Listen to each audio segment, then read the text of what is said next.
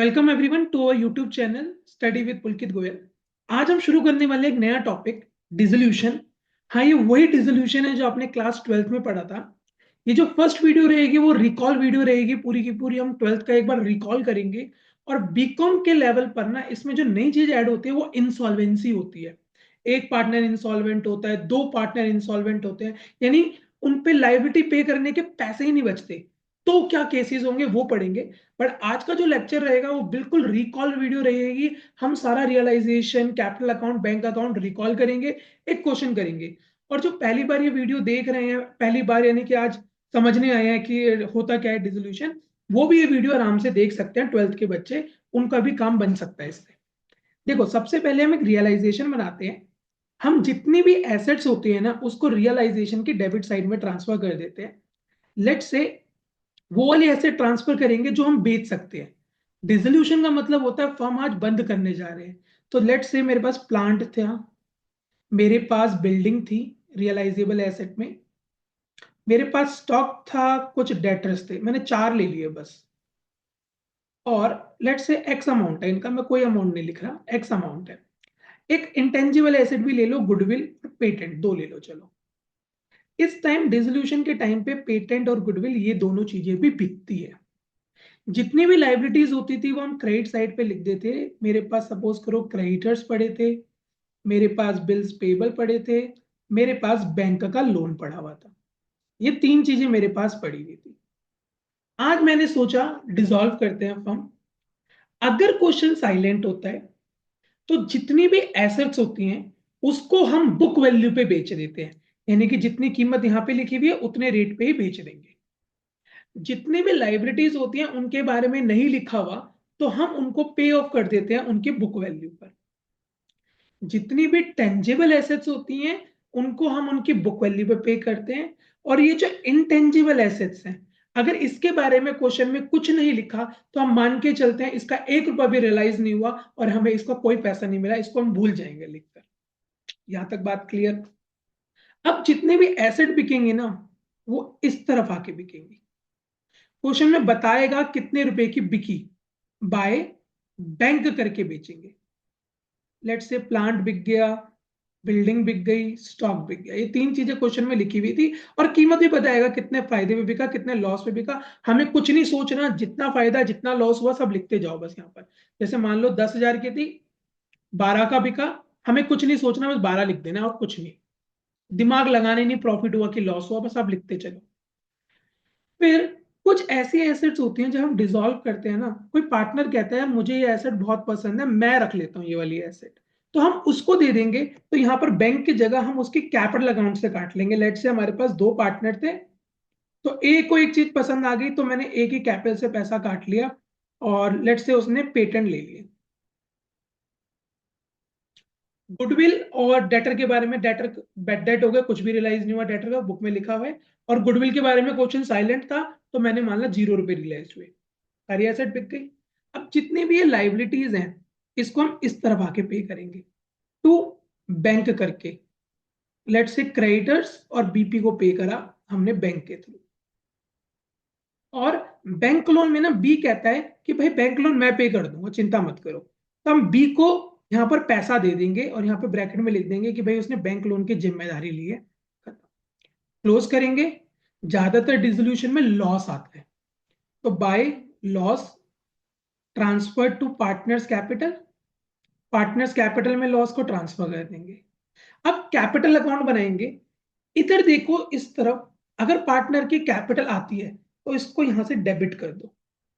मतलब सपोज करो यहां पर ए ने पेटेंट लिया तो उससे पैसे काट लेंगे, क्या लिखेंगे, टू रियलाइजेशन, पोस्टिंग कर रहा हूं।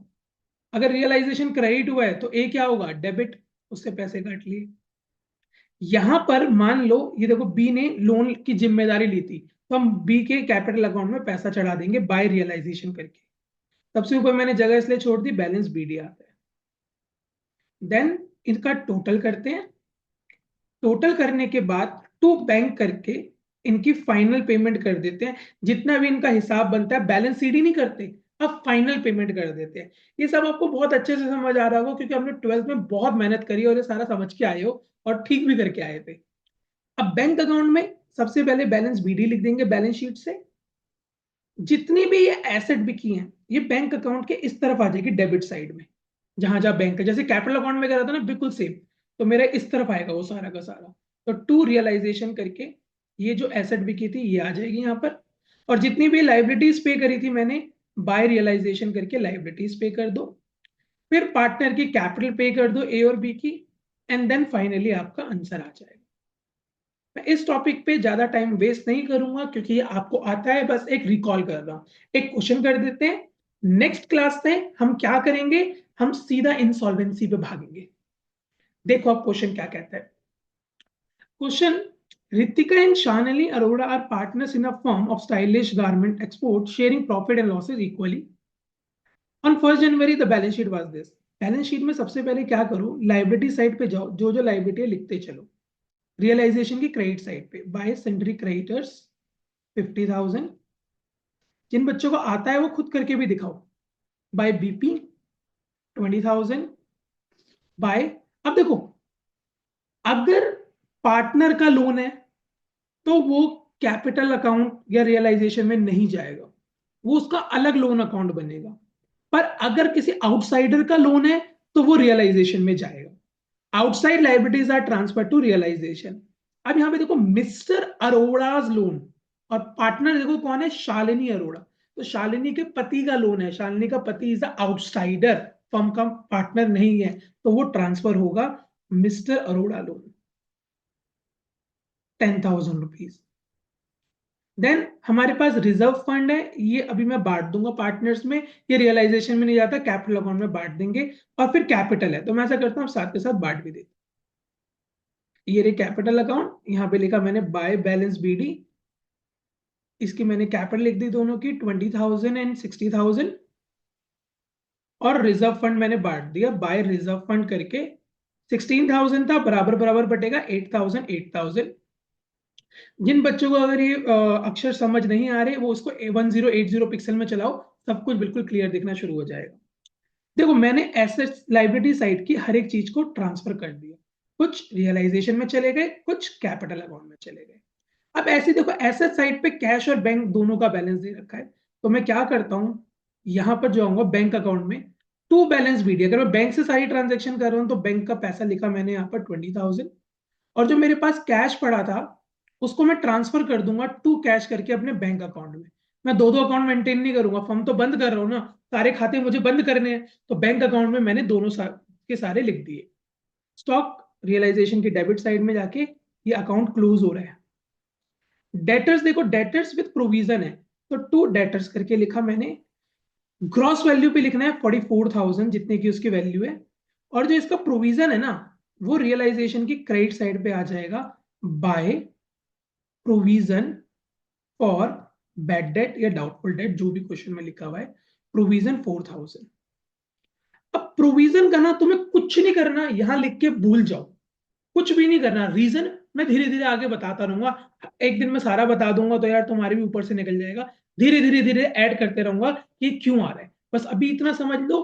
रियलाइजेशन की क्रेडिट साइड पे लिख के भूल जाना है, ऑटोमेटिकली हमारा प्रॉफिट या लॉस में कन्वर्ट हो जाता है। देन हमारे पास प्लांट एंड मशीनरी है, प्लांट एंड मशीनरी मैंने ट्रांसफर कर दी 30,000। एंड लैंड एंड बिल्डिंग मैंने ट्रांसफर कर दी 32,000। यहां तक मैंने क्या करा, जो जो एसेट रियलाइजेशन में जानी थी रियलाइजेशन में ले गया, और जो कैश और बैंक के बैलेंस थे वो इनके अकाउंट में ले गया। मेरी बैलेंस शीट में अब कोई ऐसा अकाउंट नहीं बचा जो कि मैंने कहीं पोस्ट ना करा। तो बैलेंस शीट अब देखनी भी नहीं है हमें, भूल जाओ बैलेंस शीट को, सीधा एडजस्टमेंट। फर्म डिसॉल्व हुई, following transaction took place. Shalini Arora undertook to pay her husband loan.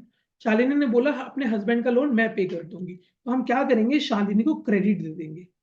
Mrs Mrs Shalini, Shalini लिख दो ना, हमारे तो शालिनी सिर्फ है। शालिनी कैपिटल, और यहां पर आ जाएगा मिस्टर अरोड़ा का लोन। मिस्टर अरोड़ा का लोन शालिनी ने ले लिया। कितना था नहीं बताया कितने में लिया, तो हम पूरे 10,000 पे दे देंगे शालिनी। लाइबिलिटीज इस तरफ आके पे होती है, पार्टनर अगर लेता है तो उसके नाम से मैंने लिख दिया। Then and took over 50% of the stock at a discount of 20%। आधा स्टॉक भी ले गई तो उससे पैसा काट लो बाय शालिनी कैपिटल। ब्रैकेट में लिखो स्टॉक, याद रहेगा ना कौन कौन सी है, और स्टॉक पे छोटा सा टिक लगा दो कि ये बिक गया, आधा बिका, आधा आधा। तो इसका आधा करो, 50,000 का आधा हुआ 25,000, उस पर 20% डिस्काउंट लगाओ 5,000, तो 20,000 का ये स्टॉक ले। आगे चलते हैं। डेटर्स रियलाइज फॉर 36,000, तो बाय बैंक करके यहां पर मैं डिस्क्रिप्शन में डेटर लिख देता हूं 36,000। Balance of stock was sold at a profit of 30%। बाकी जो स्टॉक था, रिमेनिंग स्टॉक, आधा स्टॉक जो था वो 30% प्रॉफिट में बचा। तो आधा कितना बचा था? 25,000। 50 के दो टुकड़े करे ना, 25,000 ये और 25,000 ये प्रॉफिट पे गया। कितने प्रॉफिट पे? 30% प्रॉफिट। तो इसका 30% निकालेंगे 7,500, टोटल करो 32,500। अब ये मत बोलना कि सर 30% आपने कैसे निकाला, बीकॉम में आ चुके हो अब तो। फिर भी मैं एक बार बता देता हूँ। अगर 25,000 इंटू 30/100 करा है भाई, ठीक है, ऐसे निकाला है। बीकॉम में आए हो, मेहनत से 12th से, इतना आना चाहिए। Sundry creditors were paid eight a discount of 10%, तो टू बैंक करके सेंड्री क्रेडिटर्स को पे कर दो। 10% डिस्काउंट है, 50,000 का 10% निकालो 5,000, 5,000 माइनस करके 45,000। 50,000 पे करने देना। मैं पहली क्लास में देखो बहुत डिटेल में कराऊंगा, फिर धीरे धीरे भाई जवानी चलेगा, इसमें टाइम वेस्ट नहीं करना, हमें अपना टाइम आगे लगाना है। Bills payable were paid in full, bills payable की पूरी पेमेंट कर दो 20,000। मैंने टिक लगाता जा रहा हूँ साथ साथ जो जो हो चुका है। क्रेडिटर हो गया है, बीपी हो गया है, इधर स्टॉक चला गया, डेटर भी चला गया। जो नहीं चाहेगा, क्वेश्चन साइलेंट होगा, तो उनकी फुल वैल्यू पे पेमेंट करेंगे ना। अरोड़ा का लोन भी शालिनी ले गई थी। प्लांट रिलाइज फॉर 50,000, प्लांट 50 का गया। देन बिल्डिंग 80 की गई, तो प्लांट भी गया और बिल्डिंग भी गई। कोई प्लांट एंड मशीनरी और land and building. Shalini took over the goodwill of the firm at a valuation of 20,000। अब देखो एक चीज, ऊपर गुडविल की कहीं बात करी थी, क्वेश्चन में कहीं गुडविल नहीं थी, पर जब डिसॉल्व करा तो वैल्यू आ गई। तो ठीक है, हम बेच देंगे, हमें कोई मतलब नहीं है। बाय शालिनी कैपिटल करके मैं दोबारा लिख देता हूँ। आप चाहो तो यहाँ पर ब्रेकअप देके टोटल अमाउंट लिख सकते हो, चाहो तो अलग कर लो, कोई टीचर आपके मार्क्स नहीं काट सकता। गुडविल करके मैंने यहाँ पे लिख दिया 20,000। अगर कोई भी अनरिकॉर्डेड एसेट आए तो उसको जैसे नॉर्मल बेचते हैं ना वैसे ही बेचो, यहाँ पे लिखकर, बस सीधी बात है। अगर कोई अनरिकॉर्डेड लाइबिलिटी आ जाए कभी कभार, तो उसको भी नॉर्मल पे कर दो। अब क्या करो, बैंक का यहाँ का टोटल करो 65,000, इधर का टोटल करो 005,678, 6,11,19, 1,98,500 यहाँ का टोटल आया। अब एक लास्ट में देखो, रियलाइजेशन के खर्चे आए 3,500, तो यहां करके पे करेंगे जितने भी रियलाइजेशन के खर्चे अगर आप पे करोगे, तो टू बैंक करके रियलाइजेशन के खर्चे यहां लिख दो 3,500। अब ज्यादातर डीजो के अंदर आपका लॉस आता है, तो मैं कोशिश करता हूं कि डेबिट साइड का टोटल पहले करूं। ऐसा नहीं है कि हमेशा ही लॉस आएगा, पर ज्यादातर लॉस आता है। और जब इंसॉल्वेंसी करोगे तो पक्का ही लॉस आएगा, क्योंकि तुम्हारे पास पैसे ही नहीं बचेंगे। तो मैं इस केस के अंदर दोनों साइड में पहले टोटल कर लेता हूँ, बट डेबिट का टोटल करता हूँ। मैं कैलकुलेटर खोल लेता हूँ आप लोगों के लिए, आप पता लगेगा कि हम क्या टोटल कर रहे हैं। Just give me a minute, क्या नहीं होना भैया, कैलकुलेटर। हाँ हाँ, कैलकुलेटर ऑन। देखो, कैमरा क्लोज। अरे आ रही है मेरी फोटो वैसी। चलो, सबसे पहले क्या करेंगे हम, डेबिट साइड का टोटल देखो, मैं तीन तीन चार चार फिगर एक साथ लूंगा। 50 प्लस 44, 94,000, 94,000 प्लस दो फिगर देखो 62, 72,000 प्लस 65 और ये 68,500। तो ये आया 2,34,500। ये मैंने साइड में लिख दिया। अब क्रेडिट साइड का टोटल कर लेते हैं।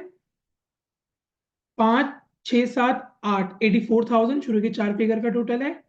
Then 20,000, then 1,98,500 and then again 20,000। तो इस केस के अंदर हमारा क्रेडिट साइड का टोटल ज्यादा आ गया 3,22,500। उसमें से डेबिट साइड का टोटल माइनस करेंगे 2,34,500 and we get 88,000 as our loss, oh sorry as our profit, sorry to profit transfer to partners capital. ये बांट देंगे हम, दो पार्टनर थे, कौन क्या नाम था, ऋतिक और शालिनी। आर और एस लिख रहा हूं मैं उनके लिए, 44,000 ईच।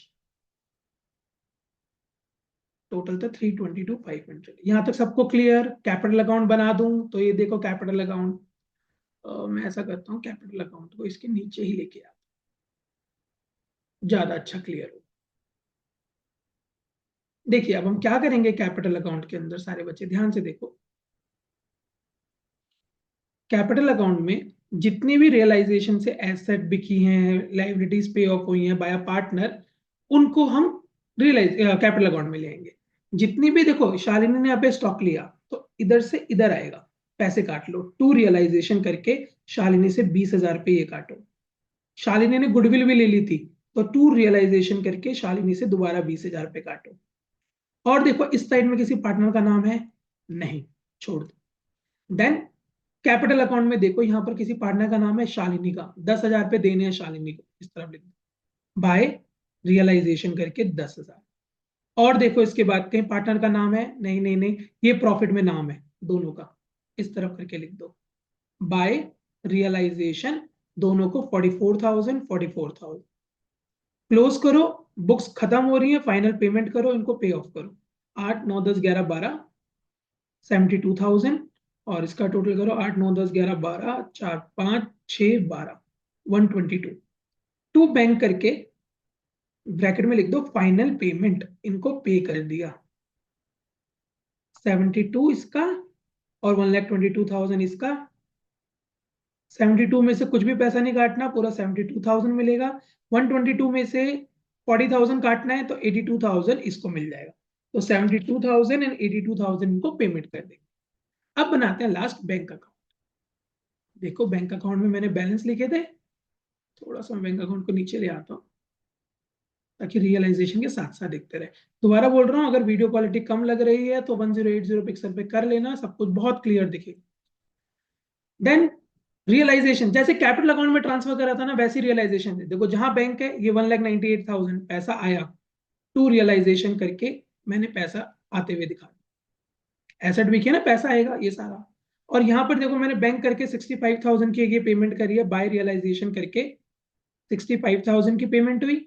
फिर उसके नीचे देखो एक और बाय रियलाइजेशन करके हमने बैंक से पेमेंट करी है 3,500, ये वाली खर्चे जो हुए थे। क्लियर है ना ये वाला? अब कैपिटल अकाउंट में देखो दोनों पार्टनर्स की पेमेंट करी है, बाय रितिका की कैपिटल और बाय शालिनी की कैपिटल। 72,000, 82,000, टोटल करो।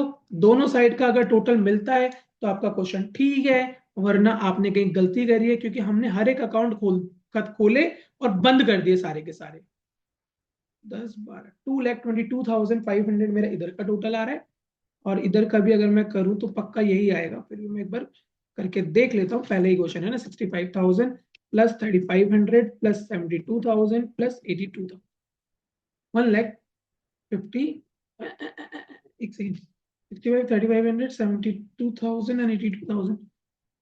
अरे मैंने कहीं कैलकुलेशन में शायद गलती कर दी लिखते हुए, मैं वो दोबारा कर लेता हूँ, कोई इशू नहीं है, मिलना तो चाहिए यार। 65,000 प्लस, अरे यार ये पुराना अमाउंट आ रहा है ना, सी करना है। 65,000 वही गलती हुई है, प्लस 3,500 प्लस 72,000 प्लस 82,000, ये देखो 2,22,500। ये मेरी दोनों साइड मिली। तो आई होप आपको आज की क्लास पूरी समझ आ गई होगी। कल की क्लास से इंसॉल्वेंसी शुरू करेंगे, जो कि हमारे बीकॉम में आने वाला है। तो अब कल की क्लास से कोई 12th का बच्चा ना देखे, सिर्फ बीकॉम वाले बच्चों के लिए वीडियो बनेगी। अगर आपको वीडियो अच्छी लगी हो, लाइक शेयर सब्सक्राइब करे बिना मत जाना। Thank you.